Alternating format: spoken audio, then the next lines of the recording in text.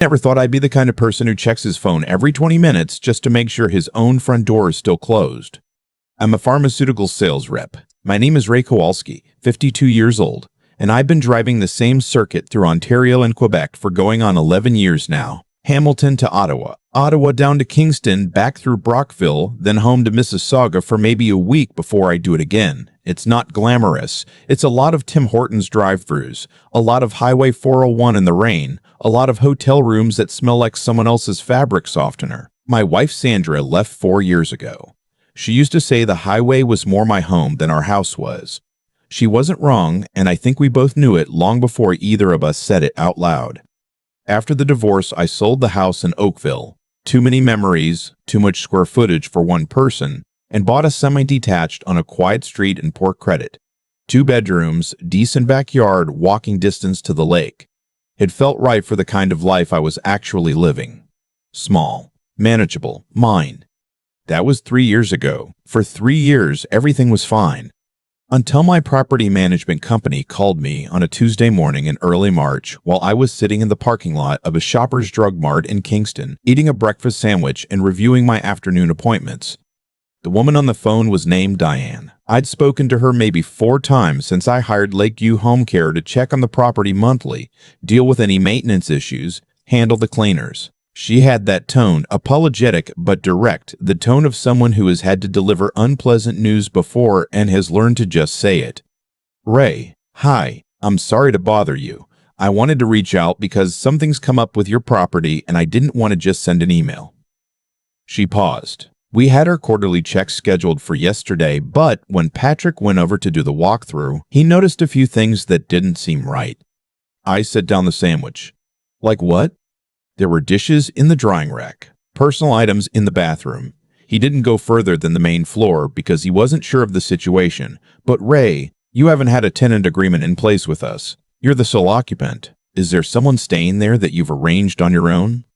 No, I said. There shouldn't be anyone in that house. A long pause on her end. Okay, I think you need to come home. I sat in that parking lot for a long time after I hung up. I canceled my afternoon appointments. First time in 11 years I'd done that, and just sat there trying to make the possibilities add up to something that made sense. Had I given a key to someone? No. My brother lived in Thunder Bay. I hadn't had anyone over since Christmas. The only people with access were me and Lakeview kept a spare in a lockbox at their office. I drove back to Mississauga. 3.5 hours. I don't remember most of it. I didn't go straight home. I don't know exactly why. Instinct, maybe, or the same caution that made me pull over and think before I acted. I parked 2 streets over and walked. It was a gray March afternoon, the kind where the sky and the sidewalk are almost the same color. My street looked completely normal. My house looked completely normal. Porch light on the timer, blinds drawn the way I always leave them, recycling bins still at the curb from Friday's pickup. I stood across the street for maybe 10 minutes. Nothing moved inside. No lights came on. I told myself I was being paranoid. Then the kitchen light turned on. It was 4:20 in the afternoon. I was standing on the sidewalk in front of my neighbor's place, watching a light come on in my kitchen. My hands went cold. Someone was in there, moving around like they lived there, like they had every right in the world to be there. Every part of me wanted to walk up and bang on the door. I'm not a small person. I'm not the type who backs down. But I made myself think for a second. Diane had said the items looked settled, not like a one-night break-in. This wasn't random. Someone had been there long enough to leave dishes in the drying rack. That meant a key. That meant planning. And if I walked up and knocked and whoever was inside had any kind of story ready or any kind of backup, I didn't know what I was walking into. I walked back to my car and drove to the Holiday Inn off the 403. I checked in and spent the night lying on top of the covers in my work clothes, staring at the popcorn ceiling, running through it in my head. The next morning, I called the non-emergency line. The officer I spoke with was polite and thorough, and ultimately told me almost the same thing I'd been afraid he would tell me. Without signs of forced entry, without evidence of what exactly was happening inside, it became complicated. If someone was claiming to have permission to be there, it could look like a civil dispute. He suggested I document what I could before they went in, because documented evidence would make everything cleaner if it went to prosecution. I understood what he was saying, even if it frustrated me, so I drove to a Best Buy on her Ontario and bought 3 wireless cameras, the kind that record to the cloud, the kind where even if someone found them and pulled them off the wall, the footage was already somewhere safe. I bought a doorbell camera. I bought a cheap tablet so I could watch from the hotel. That afternoon, around 2 o'clock, I drove past my own house twice to make sure there was no one coming or going. The street was quiet. I parked around the corner and let myself in through the back gate in the rear door, moving as quietly as I could, which felt ridiculous. I've owned this house for 3 years, and I was sneaking into it like a thief. The smell hit me first. It wasn't bad, just different. Someone else's soap, faint but there. In the kitchen, a mug on the counter I didn't own, dark blue with a chip on the handle. The dish Diane had mentioned in the drying rack was a bowl I didn't recognize. In the living room, the throw cushions were arranged differently. I always stacked them in the left corner, and they were spread out across the couch like someone had been sitting there, watching TV, getting comfortable. I walked through the house slowly. My bedroom door was closed. I opened it slowly, half braced for something I don't know what, and everything looked like I'd left it. But in the guest room, the room I used for storage, boxes along one wall, an old desk, something had changed. There was a sleeping bag on the futon, folded neatly. A phone charger on the floor, still plugged into the wall. A paperback on the desk, one of those spy thrillers. A bookmark about 2/3 through. A toiletry bag on the corner of the desk, zipped up. Someone had been sleeping in my house, sleeping there, going to sleep and waking up and eating breakfast in my kitchen and using my bathroom and then going about their day while I was 500 kilometers away in some hotel room thinking my house was sitting empty. I felt physically ill. I didn't touch anything. I set up the cameras carefully, one in the living room behind the bookshelf, angled toward the front door, one in the hallway, one above the kitchen cabinets. The doorbell camera I mounted quickly, calibrated, tested on my phone. Then I locked up and left everything exactly as I'd found it and drove back to the hotel. At 5:18 that evening, the doorbell camera buzzed my phone. I opened the app with my hands shaking a little and watched a man walk up to my front door. Mid-40s, I guessed. Dark jacket, backpack over one shoulder, baseball cap. He walked with complete confidence, not the furtive look of someone who doesn't belong, just a man coming home after work. He reached into his jacket pocket, pulled out a key, and let himself in. I watched through the interior cameras as he moved through my house. He dropped his bag on the couch. He went to the kitchen and opened the fridge, my fridge, and stood there for a moment looking at the contents, the way you do in your own home when you're trying to decide what you want. He took out a container of leftovers. He heated something up in my microwave. He sat at my kitchen table and ate dinner. I sat in the hotel room and recorded everything. Over the next 4 days, I documented his routine. He left every morning around 8:30, came back in the late afternoon or early evening. He used my shower. He watched my TV. He kept his things tidy. I noticed that, weirdly. He was a neat guest. His dishes went into the drying rack. His shoes were lined up by the door. He even wiped the kitchen counter after he cooked. On the 3rd day, he had a visitor. A woman, younger, late 30s maybe. She arrived around 7 in the evening carrying a tote bag and what looked like a laptop case. She knocked. He answered. They stood in the doorway for a moment talking in a way that made it clear they knew each other well, and then she came inside. They sat at my dining room table. She opened the laptop. They spent about 40 minutes going through what looked like documents, pointing at the screen, passing one sheet of paper back and forth between them. I zoomed in as far as the camera quality would allow. I couldn't read everything, but I could make out enough. There were rows, numbers, what looked like dates in a column on the left. A calendar of some kind, or a booking schedule.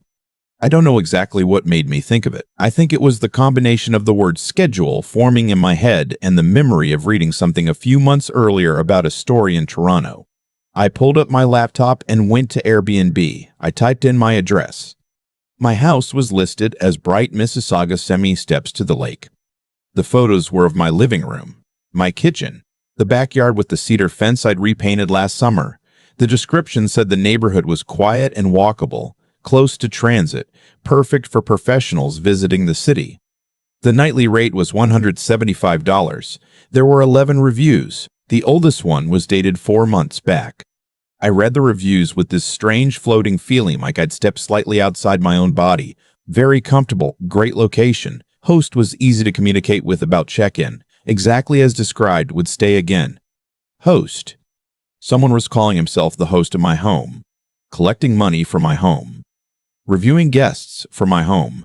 My house, my backyard, my spare bedroom with a sleeping bag and the spy thriller had been a functioning short-term rental business for 4 months. I went through the listing carefully. The host profile had no photo, just a username. I screenshot everything. I went back to the camera footage and spent an hour going through it, frame by frame, until I got a clear shot of the man's face. Then I started searching. It took a while. He wasn't on Facebook under his own name, or at least not under any name I could match to a face. But on the second day of looking, I found a LinkedIn profile. Kevin Marsh, property consultant, Greater Toronto Area, specializing in short-term accommodations and rental arbitrage. The profile photo matched. Rental arbitrage. I had to look it up. It's a practice where someone rents a property or gains access to one and then sublets it illegally on platforms like Airbnb. There are entire communities online dedicated to it, entire forums, people sharing tips on which neighborhoods have the best nightly rates, which cities have the loosest enforcement. The woman was harder to identify. I didn't get a clean shot of her face until their third meeting when they said goodbye at the door, and she turned toward the street and the doorbell camera caught her straight on. I ran that image through everything I could think of and eventually found her on Instagram. Public account, lifestyle content, a few posts about remote work freedom and building income streams. Her name was Andrea. She seemed to handle the digital side, the listing management, the messaging with guests, the reviews. Kevin was the physical presence. But here's the part that kept me up for 2 nights straight. How did Kevin have a key to my house? And how did he know I'd be gone? I went back through the camera footage obsessively. On the 5th day of surveillance, Kevin let someone in around noon. An older man, 60-ish, wearing a branded polo shirt. I couldn't read the logo clearly until I zoomed in on a still and sharpened it as much as I could. It said Lakeview Home Care in green lettering. Patrick. The same Patrick who had done the walkthrough that spooked Diane into calling me. I stared at that still image for a long time. Patrick hadn't discovered something wrong and reported it. Or rather, he had, but only because something had been left out by accident, something that could be noticed. He was in on it. He was the inside access. He had the spare key. He knew my schedule because I'd been filing my travel dates with Lakeview for 3 years so they could time their monthly checks appropriately, and he had been feeding all of that to Kevin Marsh. I called Diane at Lakeview the next morning. Diane, I need to ask you something directly. I told her what I'd found. I told her about the Airbnb listing, about Kevin Marsh, about the camera footage I had. I told her I had Patrick on video letting himself into my property and meeting with the man who had been using my house as a rental. The silence on the other end of the line was the longest of my life. Ray, she said finally. I had no idea. Her voice had changed completely. I need to call our lawyer right now. Please don't do anything yet. Can you give me until this afternoon? I told her I was going to the police regardless, and she said she understood, and we hung up. I went back to the non-emergency number. This time I had everything. The footage, the screenshots, the Airbnb listing, the photo of Patrick, the LinkedIn profile. The officer who took my statement connected me with a detective named Sergeant Prasad, a calm woman who listened to the whole thing without interrupting and then asked me to email her everything I had. You've done the hard part, she told me. This is actually a cleaner case than most. We have identity fraud, unauthorized use of property, theft of services, breach of trust on the employee side. Give us a few days to go through your documentation and we'll be in touch. A few days turned into 2 weeks. During that time, I kept watching the cameras. Kevin came and went.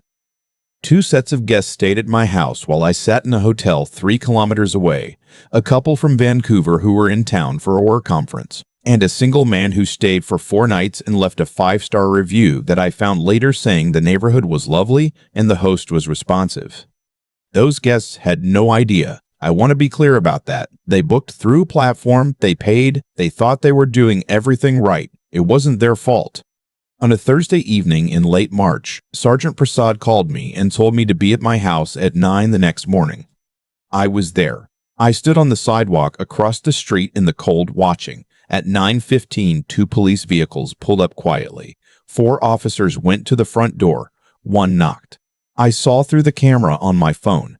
Kevin was in the kitchen when the knock came. He went to the door and opened it, and the look on his face when he saw the officers was something I wish I could describe more precisely, but the camera resolution didn't really do it justice.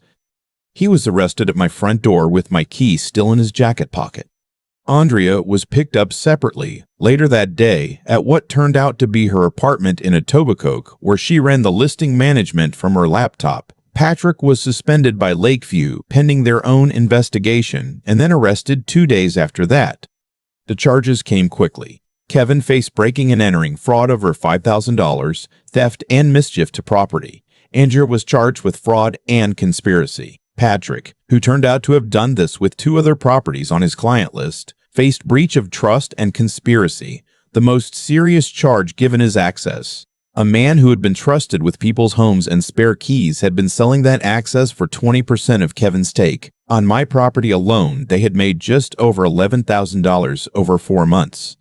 When the investigators went through Kevin's records, they found 2 other properties, one in Mississauga, one in Oakville, that he had been running the same way. All 3 property owners traveled frequently for work. All 3 had used companies that Patrick had either worked for or contracted with. He'd been careful. He'd taken his time identifying targets. People who were gone long enough came back predictably enough and trusted their management companies enough not to check too closely.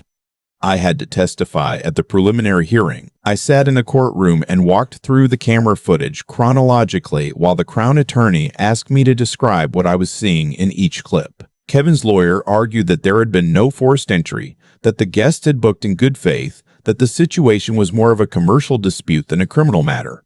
The judge was not particularly moved by this argument. Kevin was convicted and sentenced to 16 months in a provincial correctional facility with 3 years of probation to follow. Andrea received a conditional sentence, house arrest, and community service. Patrick, who cooperated fully with investigators and provided detailed information about the other properties and how he selected them, received a suspended sentence with probation and was ordered never to work in property management again. All 3 were ordered to pay restitution to the 3 property owners. My share came to just over $8,000, which covered roughly the lost utility costs, the locksmith, a professional cleaning I'd had done after everything was finished, and the security camera system that I now consider a basic household expense. Lakeview Home Care did not survive the scandal.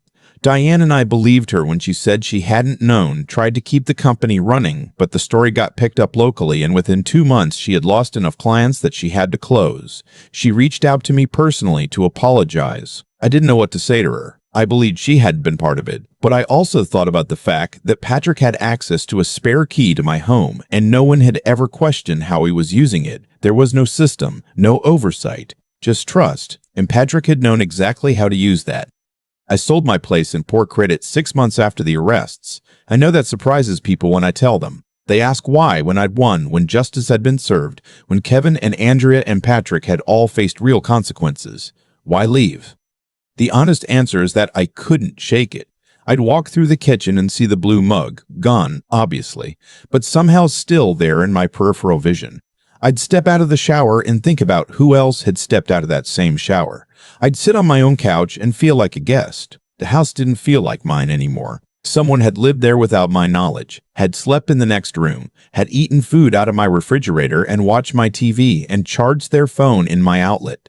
And even though none of that was permanent, something that had been true about the place, that it was mine, that it was private, that it was safe, wasn't true in the same way anymore. I bought a condo in a building with a concierge, fob access only, security cameras in every common area. I have a video doorbell and 3 interior cameras, and I check them more than I should, probably. My brother in Thunder Bay thinks I've become paranoid. Maybe he's right. But I was a person who trusted systems. I hired professionals. I filed my schedule. I paid my fees. I assumed that the structures in place were doing what they were supposed to do. And someone reached into those structures and turned them into a tool against me, quietly, for months, while I drove the 401 thinking my house was sitting empty and safe. There are things I know now that I wish I'd known 3 years ago. The first is to monitor your utilities even if you have a management company.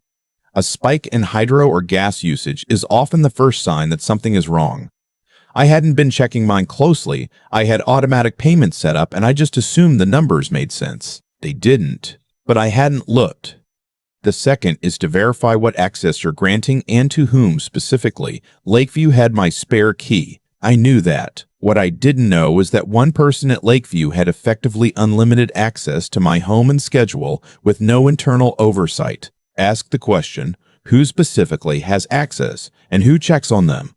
The third is to know your neighbors. My neighbor on the north side, a retired teacher named Ed, saw Kevin coming and going and assumed I'd arranged a house sitter. He almost mentioned it to me but didn't want to seem nosy. I wish he had. I've since given Ed my cell number and told him explicitly, if you ever see someone in my place that you don't recognize, call me. It doesn't matter what time it is. The fourth is to search your own address on short-term rental platforms. Just do it. It takes 30 seconds. It never occurred to me to check, and Kevin counted on that. He counted on the fact that most homeowners don't think to look. The fifth, and this one is harder, is to act faster when something feels off. Diane called me because something felt off to Patrick, ironically, who left something out of place by accident. When she told me what he'd found, my gut told me this was serious. I should have moved more quickly. The 2 days I spent driving back and sitting in the hotel parking lot thinking things through were 2 more days of someone using my home. I still travel for work. I still drive the 401, still stay in hotel rooms, still spend more nights away than at home. That part of my life hasn't changed. But I check my cameras from the road every day. My building has security. My unit has a smart lock, and I get an alert every time the door opens. I know the names of 3 people on my floor. It took me a long time to feel settled again. Really settled, not just present. There's something about having your private space violated in a sustained, deliberate way that does something to your sense of where you fit in the world. Home is supposed to be the place where you're most yourself, most off guard, most at ease. When someone takes that and turns it into a transaction without your knowledge, the ease doesn't come back overnight. But I got there, slowly, with time, and with the knowledge that I didn't let them get away with it. I think about the other 2 families sometimes, the ones in Mississauga and Oakville, whose properties Patrick had also handed over. One of them, a nurse who worked overnight shifts, found out that strangers have been going through her closets because a guest left a review mentioning the cozy bedroom with great wardrobe space. Her wardrobe, her personal items. She told me later that she threw out most of her clothes after that. She couldn't wear them anymore. The other victim was a man named David who traveled internationally for an engineering firm. He never figured out exactly what was missing from his home, but he knew something was. There were drawers that had been gone through, documents on his desk that weren't where he'd left them. Nothing dramatic, no obvious theft, just the feeling that someone had spent time in his private space, learning the contours of it, the way a stranger learns your routines before you know they're watching. These things don't get talked about enough. We talk about break-ins in terms of what's taken, the TV, the laptop, the cash. We don't talk about what it means when someone uses your home as a prop in their own life, moving through it like it's theirs, making money off it, and then straightening up before they leave so you almost can't tell. That particular violation is quieter and in some ways worse. I drive past my old street sometimes when I'm in that part of Mississauga. There's a young couple living there now. I see evidence of them from the street. A bike rack, a potted plant on the porch, a new coat of paint on the front door. The place looks happy, looked after, loved. I hope they never have to wonder who's been there when they weren't home. I hope they never have to watch the footage of a stranger eating dinner in their kitchen and feel absolutely powerless to do anything except keep recording. I hope their management company, whoever it is, has systems in place and actual oversight and someone checking on who has access to what. But mostly, I hope they check their own address on Airbnb once in a while, just to be sure. Because people like Kevin Marsh are still out there, looking for the next empty house with a key and a lockbox and an owner who trusts the system. They're patient, they're organized, and they're counting on you not to look. What I keep coming back to, even now, is how long it went on before anyone said anything. 4 months. 16 weeks of Kevin walking up to my front door with my key, of guests leaving 5-star reviews about my spare bedroom, of Patrick handing over my schedule like it was a commodity rather than someone's private life. And through all of it, I was on the 401, assuming everything was fine, because I'd built systems I trusted and never once thought to verify them. I don't say this to excuse myself. I say it because I think it's the most honest thing I can tell you about what happened. The people who took advantage of me weren't smarter than me. They weren't operating on some sophisticated level I couldn't have anticipated. They were simply counting on the gap between what I assumed and what was actually true, and that gap existed because I'd stopped paying attention. Kevin made choices. Patrick made choices. Andrea made choices. Those choices had real consequences for them, for me, for the two other families in Mississauga and Oakville who went through versions of the same thing. That's not abstract. That's cause and effect, played out in courtrooms and restitution orders, and a nurse who threw out most of her wardrobe because she couldn't stop thinking about strangers going through it.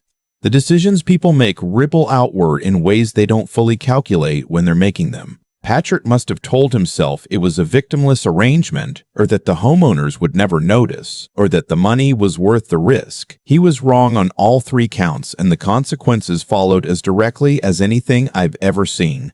What saved me, in the end, wasn't luck, though I had some. It was that when Diane called, I slowed down enough to think before I acted. I didn't storm into the house that first night, even though every part of me wanted to. I made myself gather evidence instead of just reacting. That discipline, the ability to stay clear-headed when everything in you is angry and frightened and wants to do something immediately, that mattered. It's what turned a violation into a prosecution. Without the footage, without the documentation, without the patience to build a real case, Kevin's lawyer might have had a point. The cameras were the difference.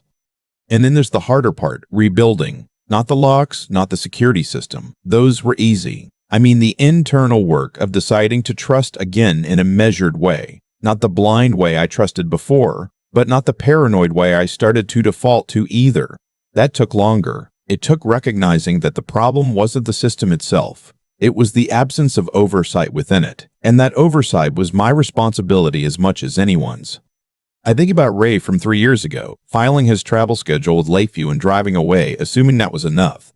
He wasn't foolish. He was just trusting something he hadn't examined closely. The version of me sitting in this condo now, checking camera feeds and knowing my neighbor Ed by name. He's not living in fear. He's just paying attention. There's a difference. And learning to live in that difference is probably the most useful thing this whole experience gave me.